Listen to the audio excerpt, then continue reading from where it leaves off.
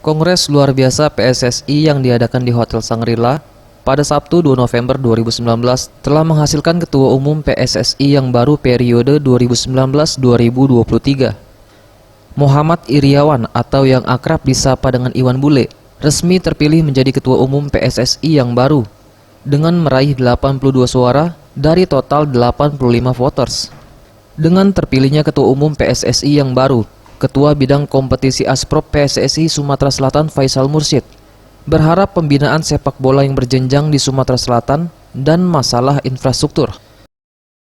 PR yang harus diselesaikan oleh Ketua Umum PSSI yang baru ini memang sangat kompleks. Kalau bicara masalah klub ya memang masalah klasiknya adalah masalah dana. Kita berharap ini konsistensinya harus tetap dijaga. Jadi tingkatan usia 13, 15, 17 sampai dengan senior. Konsistensinya itu harus dijaga. Jangan sampai mereka setelah lepas dari junior itu terputus. Nah, ini tantangan bagi pengurus PSSI yang baru.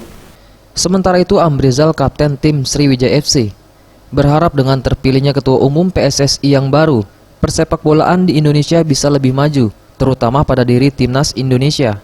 Selain itu, peraturan yang ada di Liga juga menjadi harapan agar lebih tegas ke depannya.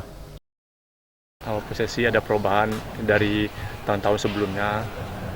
Yang kedua, ya harapan masyarakat Indonesia, sepak bola Indonesia lebih maju itu aja. Timnas, apalagi Timnas. Masalah di Liga, ya peraturannya lebih ketat, nggak ada diskon-diskonnya. Buat kalau negara maju itu kan gitu, peraturannya yang ketat, bukan mainnya yang bagus. Karena peraturannya udah berjalan bagus, tidak semua otomatis semua berjalan. Eza PM, Sriwijaya TV.